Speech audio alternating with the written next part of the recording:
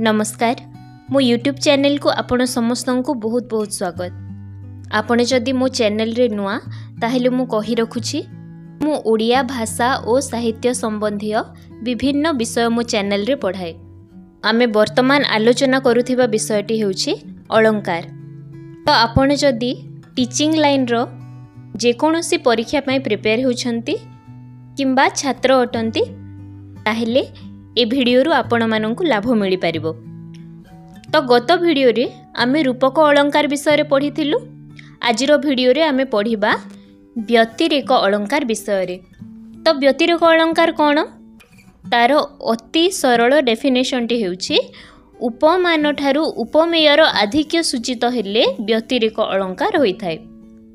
तो मु जेते बेले उपमा अलंकार पढ़ीछि से समय रे उपमान आ उपमेय विषय रे मध्य कहिछि। तो व्यतिरेक को बुझिबा पई मु पुणी थरे से विषय रे कहि दउछि। तो प्रथम शब्दटी हेउछि उपमेय। उपमेय कोन? आमे जो जिनिस को तुलना करूछु। आमे कथा कहिला बेले मध्य गोटे जिनिस को आउ गोटे जिनिस सहित प्रायतः तुलना करू। जेमिति कि ता चेहराती चंद्र भलिया चमकुछि, झियोटीए हीरा परी। तो झियो को आमे हीरा संगरे काहे तुलना कलु? काहे ना हीरा होछि बहुत मूल्यवान। चेहरा को चंद्र संगरे काहे तुलना करू? कारण चंद्रर गोटे चमक अछि। तो आमे एठी कोन कलु? चेहरा को तुलना कलु चंद्र संगरे। तो एठारे चेहरा होछि उपमेय। तो चंद्र कोन? चंद्र हेउछि उपमान। हैला आमे जदि चेहरा को देखिबा, जहार चेहरा भी हे थाउ, जेते सुंदर झियर हे थाउ, आउ चंद्र को देखिबा, ताहेले कोटा बहुत चमकुथिबो, चेहरा ना चंद्र? निश्चित भाबरे चंद्र ही चमकुथिबो कि नै? एठारे चेहरा और चंद्र भितरे गोटे समान गुण अछि चमकिबा, किंतु कहार चमकटा अधिक? चंद्रर अधिक। सेइथि पई आमे चेहरा को चंद्र सांगरे तुलना करू। तो समान गुण थिले मध्य जहार गुण टिके अधिक सेटा होछि उपमान। माने जहा सहित तुलना करा जाए सेटा होछि उपमान। क्लियर हे गला? चेहरा हेउछि उपमेय, चंद्र हेउछि उपमान। एठारे कोन लेखा जायछि ना उपमान ठारू उपमेयर आधिक्य। एई आधिक्य हेउछि एठारे इंपोर्टेंट।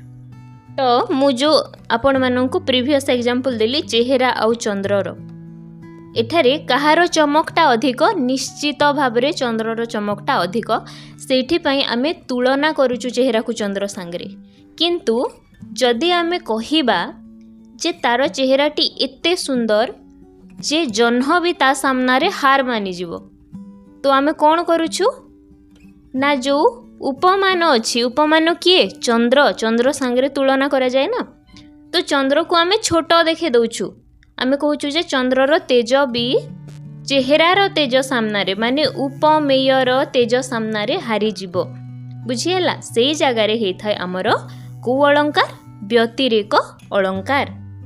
आउ ए अलंकार रो ना मध्य सेथि पई व्यतिरेक पडिछि, काहे कि ना अन्य अर्थालंकार मानकरे उपमान रो आधिक्य पदरे रहुथिबारु उपमेयर आधिक्य प्रदर्शन एक व्यतिक्रम।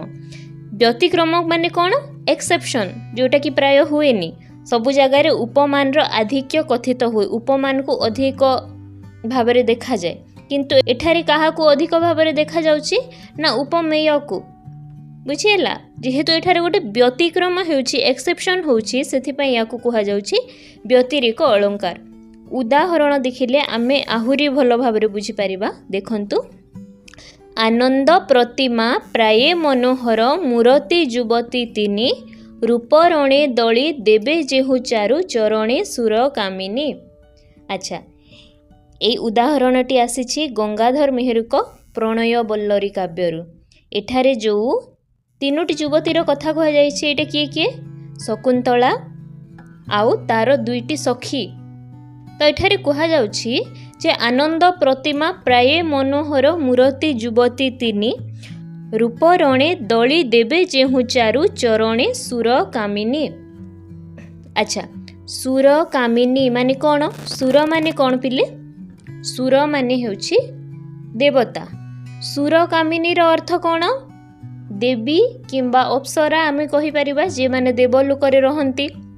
तो एठारे उपमेय किए ए तीन युवती है एमानंकु तुलना करा जाउछि क्यों उपमान सांगरे ना सुरकामिनी सांगरे।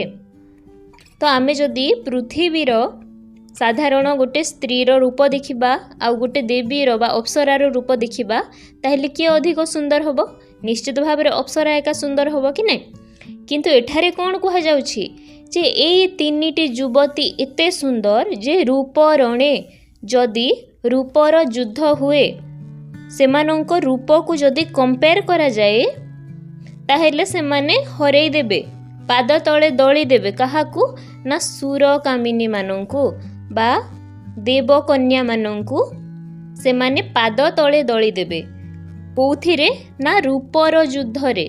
तार अर्थ होछि जे एमाने एते सुंदर ए तीन जण युवती जे देवकन्या माने मध्य सेमानंको सामने फीका पड़ी जिबे। तो एथारे कोन करा जाइछि उपमेयर गुण को अधिक दर्शा जाइछि उपमानर गुण को टिके कम दर्शा जाइछि कि नहीं। एठारे उपमेय सामने उपमानटी हारी जाइछि तो एई स्थान रे को अलंकार हैला व्यतिरेक।